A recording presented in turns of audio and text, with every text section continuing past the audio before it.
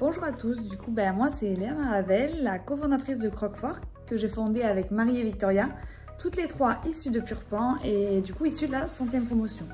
Donc Croque-Fork c'est quoi? C'est les premiers couverts à usage unique, comestibles et compostables à base de fruits et légumes déclassés.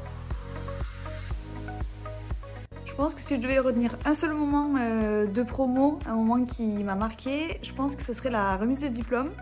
Parce que c'est vrai que c'était un moment assez symbolique où déjà on recevait notre diplôme et surtout il y avait une partie assez incroyable où moi, Victoria et Marie, on a pu parler devant toute notre promotion et également leur famille de Croque-Fork. C'était une grande fierté et de voir que notre promotion nous soutenait, que ce soit notre promotion, les élèves mais également les profs que l'on a eu pendant 5 ans.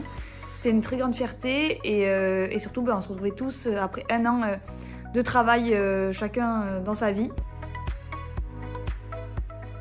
Du coup, 5 ans après, on en est où? Du coup, aujourd'hui, on est les heureuses cofondatrices de Croque-Fork, qu'on gère depuis 1 an, toutes les trois. Marie et moi-même sommes à 80% de notre temps sur Croque-Fork et à côté, nous avons un double emploi pour pouvoir subvenir à nos besoins, tout simplement. Et Victoria vient d'être diplômée de Neoma Paris, où elle a fait une 6e année d'études afin de compléter sa formation d'ingénieur avec une formation de commerce. Et actuellement, elle est à la recherche d'un emploi, puisque en fait, elle souhaite vraiment avoir un emploi d'ingénieur plus Croque-Fork. Donc voilà, donc actuellement, on est les heureuses cofondatrices et gestionnaires de Croque-Fork. Ça fait 1 an et ça va durer encore longtemps. Maintenant, vous allez sûrement me demander, mais du coup, les couverts, ils sont fabriqués à base de quoi? Comment ils sont fabriqués, etc. C'est une question tout à fait légitime. Donc, pour tout vous avouer, on ne vous dévoilera pas le secret de fabrication, puisque nous sommes les seules détentrices de ce secret. Mais c'est vrai que ce qu'on peut vous dire, c'est que c'est des couverts qui seront à base de fruits et légumes déclassés, ou plus communément appelés fruits et légumes moches. Nous utiliserons d'abord la pomme, puisque c'est le fruit qui est le plus abordable en France, le plus produit, avec pas mal de déclassage. Et surtout, au niveau technique, on s'est rendu compte que c'est celui qui marche le mieux pour l'instant. Donc on commencera par les pommes et par la cuillère.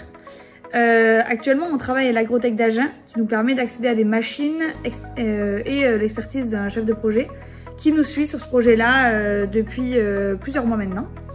Et voilà, et du coup on est en train de faire des prototypes actuellement industriels afin de les vendre courant 2023, début 2024.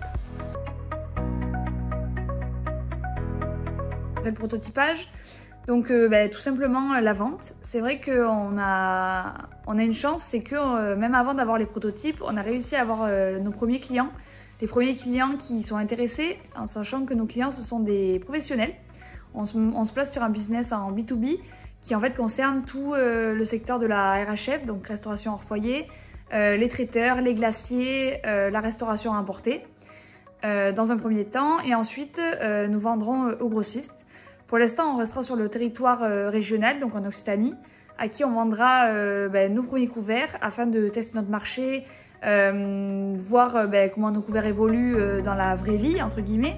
Et surtout, voir s'il y a vraiment l'émulsion autour de ce produit et projet, comme on l'espérait.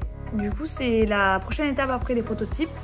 Et après, c'est vrai que nous aimerions être distribués en France, au niveau national, participer à des salons, comme le CIRA à Lyon, qui est quand même le plus gros salon de l'agroalimentaire.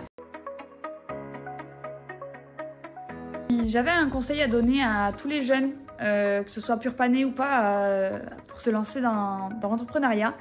Je dirais déjà aux Purpanais de faire l'option création et gestion d'entreprise. C'est vrai que c'est une option qui nous a vraiment propulsés vers cette voie-là. Moi, j'avais toujours voulu faire ça, mais c'est vrai que ça nous a permis de trouver des gens avec qui travailler, de trouver un projet, un vrai projet. Puisque si j'avais un premier conseil à donner, c'est vraiment de se dire qu'une idée c'est bien, un projet c'est mieux.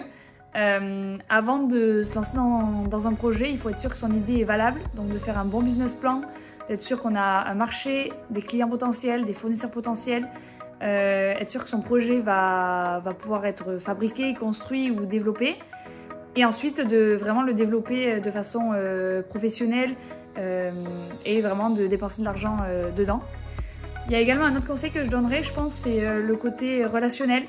très important d'avoir un entourage qui vous soutient, que ce soit amis, famille, et également de faire son réseau autour de soi, en amont du projet, mais également pendant le projet. Le réseau, c'est très important, ça permet de développer des compétences qu'on n'a pas, ou que tout simplement on n'a pas pu développer jusqu'à maintenant. Donc ouais, l'entourage et le réseau est très important.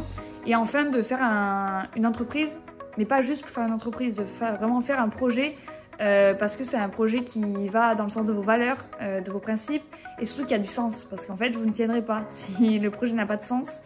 C'est quand même une expérience qui est longue, dure, il faut beaucoup de patience pour être entrepreneur. Donc je dirais vraiment un projet qui vous passionne. Si ça vous passionne et que vous êtes sûr que ça peut marcher, franchement, foncez. Vous n'avez rien à perdre, vous êtes jeune. Je pense que la jeunesse d'aujourd'hui est assez courageuse pour entreprendre. Donc voilà, foncez, vous n'avez rien à perdre. Quand on est jeune, on n'a pas d'enfants, on n'a pas de maison, on n'a pas tous des prêts. Et tout est possible. Voilà, donc rêvez grand, mais avec les pieds sur terre.